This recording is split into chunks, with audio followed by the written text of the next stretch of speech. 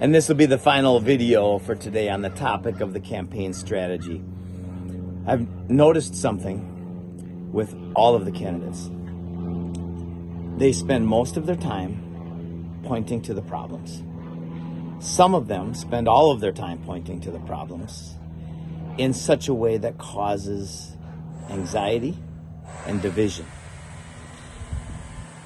When I see a political candidate, when we see a political candidate that focuses on the solutions that I've laid out very clearly. Anybody wants to debate this, talk about it, anybody thinks it's impossible, let's talk about it. Let's have a debate about this. So anyway, back to the candidates. When one of them points to the problems, but spends most of their time detailing how they are going to solve the problems, that candidate will quickly become the world leader. Whether they win the presidency or not because of all the fraud going on, none of that will even matter.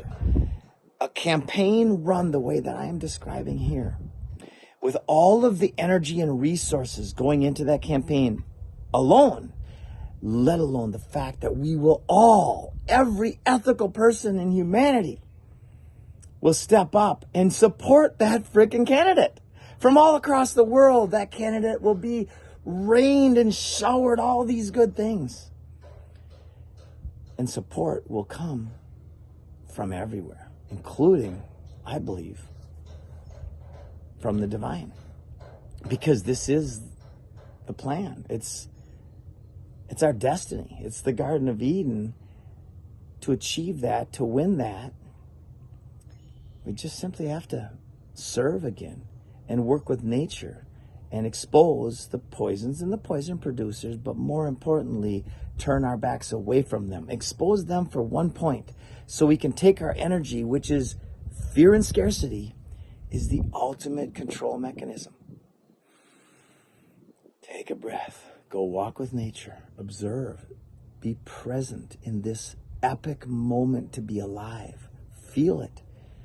If you want to find the secrets to the universe, experience the present, the gift from God, the now. When you experience the now fully, then when you get messages and they feel good, then take action. It's time, my friends. Love and have a great day.